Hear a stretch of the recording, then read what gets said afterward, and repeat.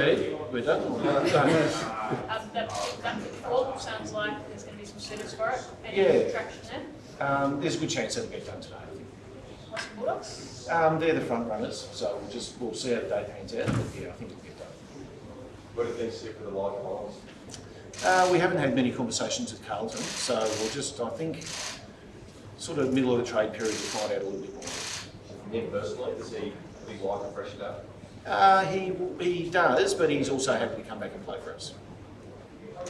Once that deal goes through before, will you sort of want to trade anything from there that sort of gets you more points in the 20-30? Yeah, if it ends up being with the Bulldogs, we'll look to on-trade some of that, some of the picks that we get there, absolutely.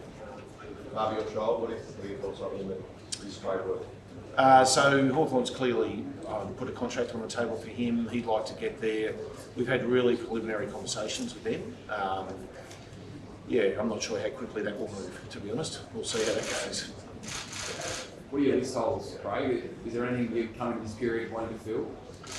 I think talking to Damien, the important thing is he wants to have a look at what we've got for the 12-month period. Lockie Weller being injured has probably hurt us a little bit down back. But our major focus really is to get enough points to acquire our academy boys. Is there a potential plan on draft night once you get 3 or 4 academy boys in early enough that you could move back into the order as well? If we've got enough, I'd love it for us to have enough points to be able to do that, so absolutely. I think there might be a play on draft night, where we actually gather some more points as well with some of the collateral. So that's more likely, but if your scenario comes up, I'll be happy. You had 2 Frost and Miller medalists this year. Yeah. Got rid of Brody, unfortunately, and then Chris is potentially leaving as well. Can you just talk us through talks with both of those guys and how both those decisions? Yeah, so we encourage both of those guys to look for other opportunity.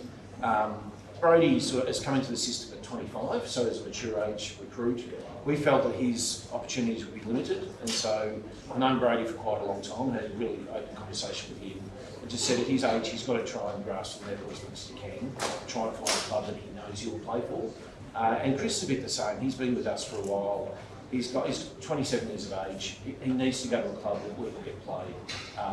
He's been a great servant for us. He's played really well, but he just needs to be able to play AFL footy. You touched on it before, but how does the shift from Stewie Dew to Damien Hardwick coming in, how does that impact free agency and going into the draft from your perspective? It hasn't shifted this draft too much because we've been focusing on these academy boys for quite a while. We've been collecting draft selections over the last few years, knowing they were coming. We're hoping to build some collateral into next year, which will give us a chance to go to trade for some players or potentially look for free agents. And I think we need to all work together for a little while to work out exactly what things that Damien's going to need that he doesn't already have on our list. By that, do you mean looking at Richmond players? Obviously, Damien touches up any Richmond player and the full sign that they might want to move up north. Are you asking me about a specific Richmond player or just any Richmond players? No, it'll be whoever suits Damien. So it doesn't really matter which club they come from. It's whatever suits our list. Right, he committed to all 4 of those top academy prospects, like very confident in their We'd like to acquire all of them. Yep. How close do you get to discussion with Dustin Darwin? It's never really happened. Not very close. Given he's a contracted player for the Tigers, not very close. It's those clubs who might secure a Big 10, which is fair to say that a lot of them come for it, Melbourne, Adelaide, North Melbourne, and North Melbourne interested. Yeah, so all 3 of those we've spoken with. It's easier to talk about draft picks and players, so all 3 of those we've spoken with. I expect there'll be a couple of others as well. There's a few clubs that need to trade in that might come and chat to us about that. What do you think with Bulldogs or your decision on before we don't trade? I think today. Yep.